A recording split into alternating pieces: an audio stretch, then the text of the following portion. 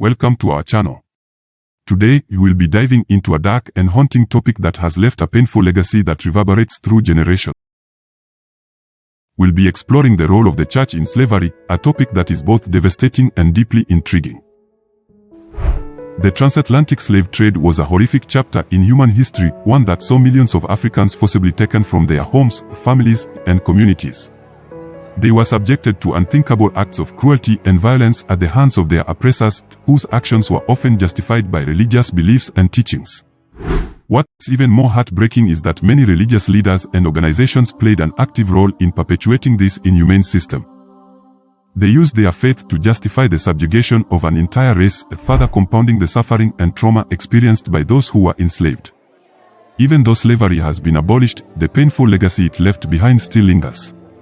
It's something that we must confront head-on if we are to heal the wounds of the past and create a more just and equitable future. It's difficult to fathom that the church, an institution that many look to for guidance, could have played such a tragic and complicated role in one of the darkest periods of human history. For centuries, the church was complicit in the brutal exploitation of millions of enslaved Africans. In the United States, Christian churches were deeply involved in the slave trade, using biblical passages to justify owning human beings as property.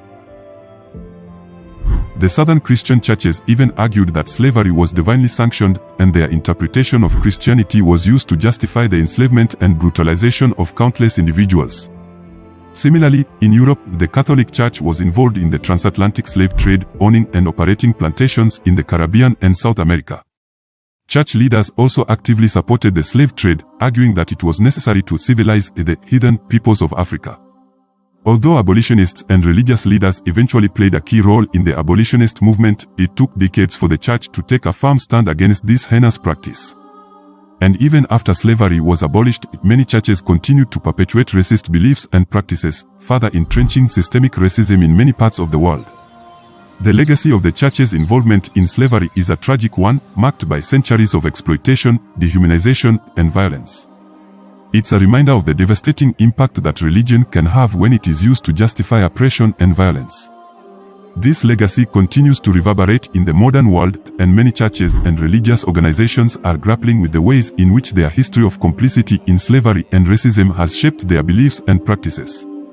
By acknowledging the mistakes of the past and working towards a more just and equitable future, we can begin to heal the wounds caused by centuries of oppression and build a better world for all people.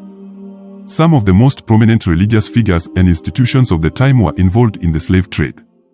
For example, John Newton, an Anglican priest and composer of the hymn Amazing Grace, was a slave trader before he became an abolitionist. He owned a slave ship and participated in the transport of thousands of African men, women, and children to the Americas. In addition to individuals like Newton, many churches and religious organizations invested in the slave trade.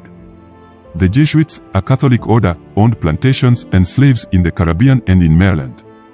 The Baptist and Methodist churches in the United States also owned slaves and received donations from slave owners. One of the most tragic examples of church involvement in slavery is the story of the African Methodist Episcopal Church. In the early 1800s, a group of black members of the Methodist Episcopal Church in Philadelphia left that denomination after facing discrimination and segregation. They formed the African Methodist Episcopal Church, AME, which quickly grew in popularity among black communities throughout the United States. Despite its origins in protest against discrimination, the AME Church still struggled with the issue of slavery. In the mid-1800s, the AME Church received a $10,000 donation from a wealthy slave owner named Nicholas Brown.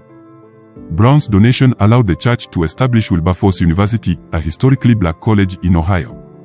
The sad irony of this situation is that the AME Church, founded by those seeking freedom from oppression, accepted money from a man who made his fortune through the oppression and enslavement of others. This example highlights the complex and often tragic history of the intersection of religion and slavery. The church's support of slavery went beyond just accepting donations from slave owners. Many church leaders actively invested in the slave trade and owned slaves themselves.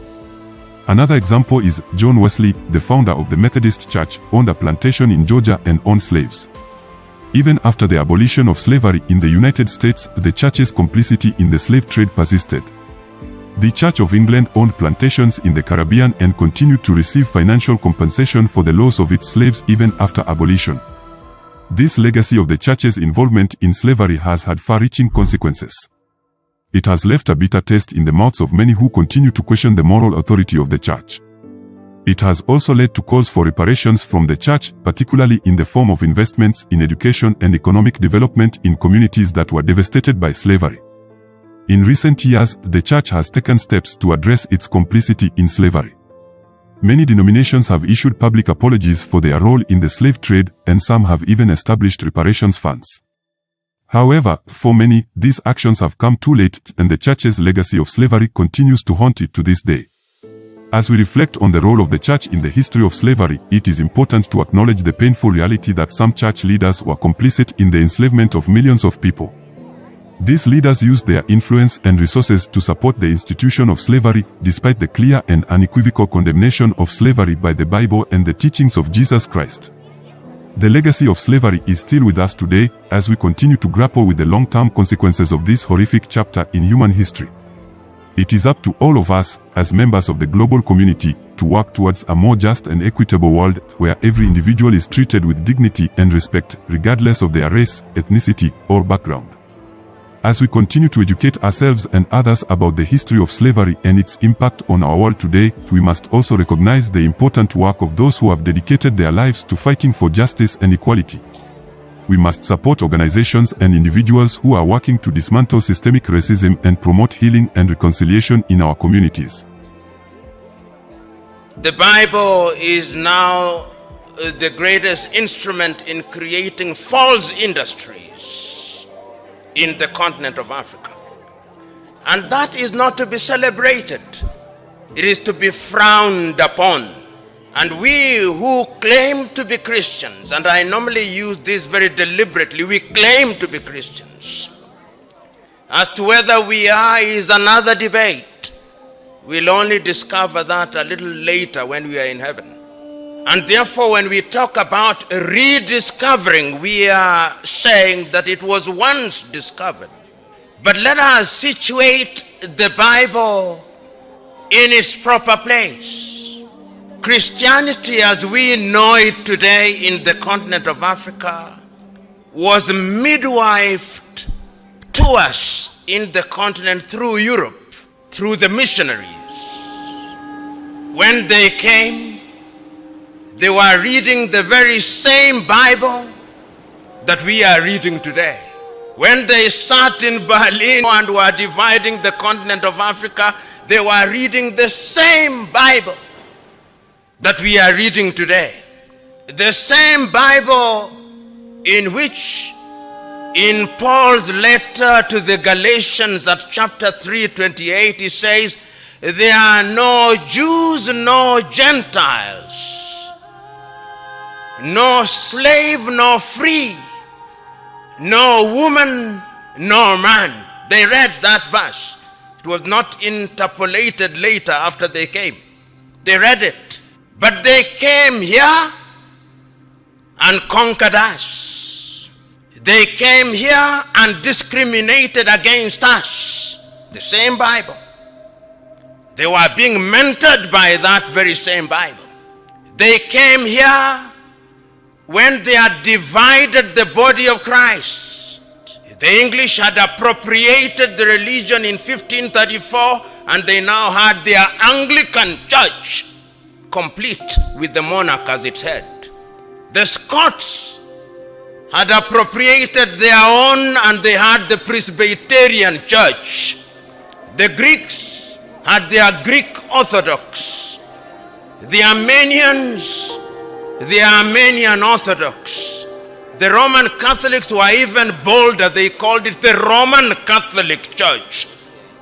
So that even when they are in Uganda, it's not Ugandan Catholic Church, it is the Roman Catholic Church. And you are going there and you are saying you are Roman Catholic Church.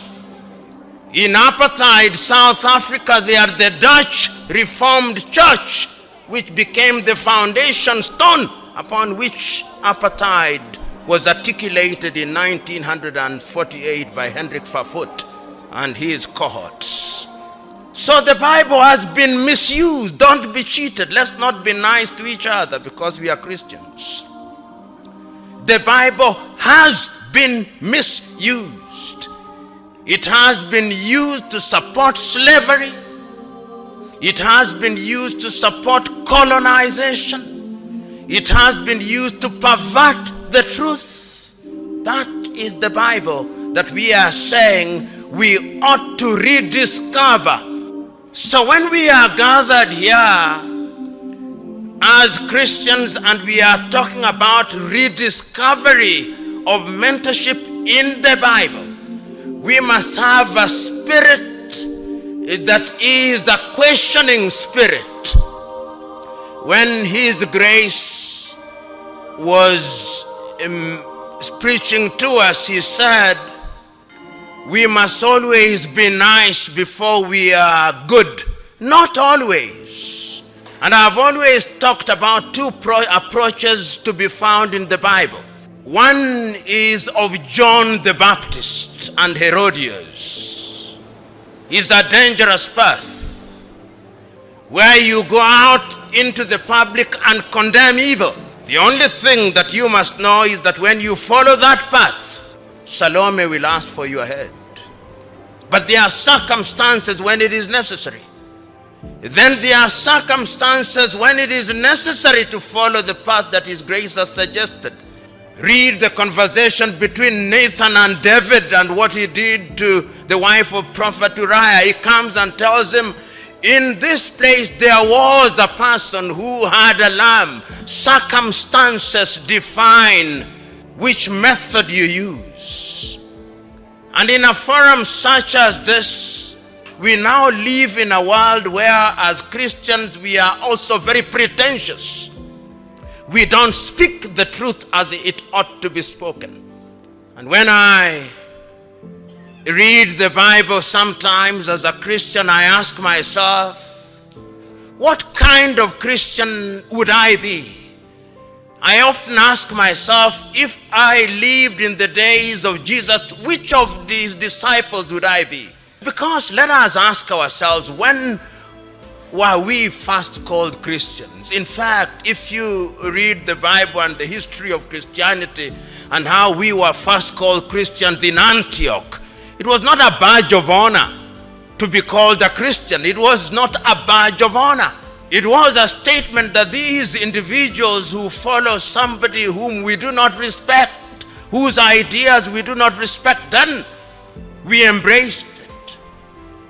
But do we question that as Christians? When we are reading the Bible, do we read the Bible?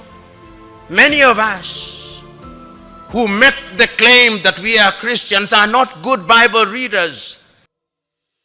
Thank you for joining us for this discussion. We encourage you to like and share our content and to follow us on social media for more thought-provoking conversations on important topics like this one.